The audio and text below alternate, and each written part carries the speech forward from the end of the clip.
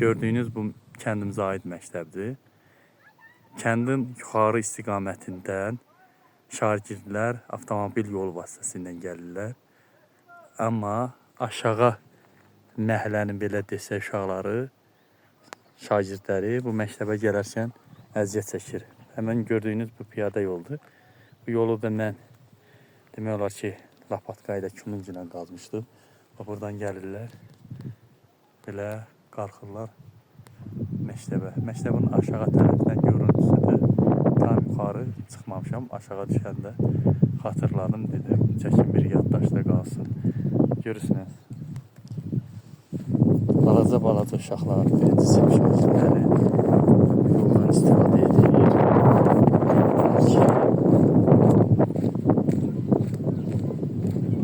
Çox çətindir, görürsünüz. Qarı var, yağışı var, dağlıq zonadır, dağlıq belində yerləşən məktəbdir, görürsünüz. Və bunu bura ilə yol çəkmək olar. Bu tərəfdə araba avtomobillə birləşdirmək olar.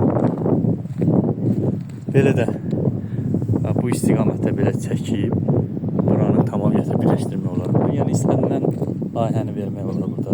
Görürsünüz, balaca uşaqlar min bir əziyyətlə arxalarında, kürəklərində yəni çanta, içi dolu kitabına həqiqətən ürək əziyyət çəkir.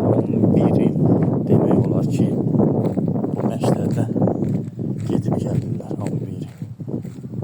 Bizim dövrdə 9 illikdir. 9 il mən bu baba görürsün, bu qayaları düşüb çıxmışam.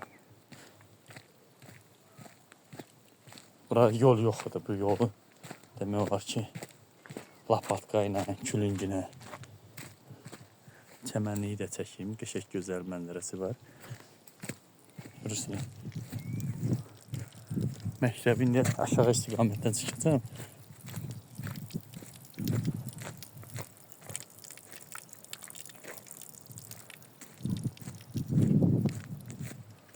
Və görürsünüz, bax belə də çəkib məktəbə getmək olar. Görürsünüz, məktəb orada qaldı. Görün də, bax, uşaqlar da əziyyət çəkir, düşüb çıxmadı. Demək olar ki, 120-130 metrə məsafə vardı bura birləşməyə. Bir də xeyli xalq sevən insanlar var. Sadəcə texnika yoxdur. Texnikası da olan bura gəlməyi, qonşu kəndlərdən gəlsə çəkməsi çox əziyyətli işdir.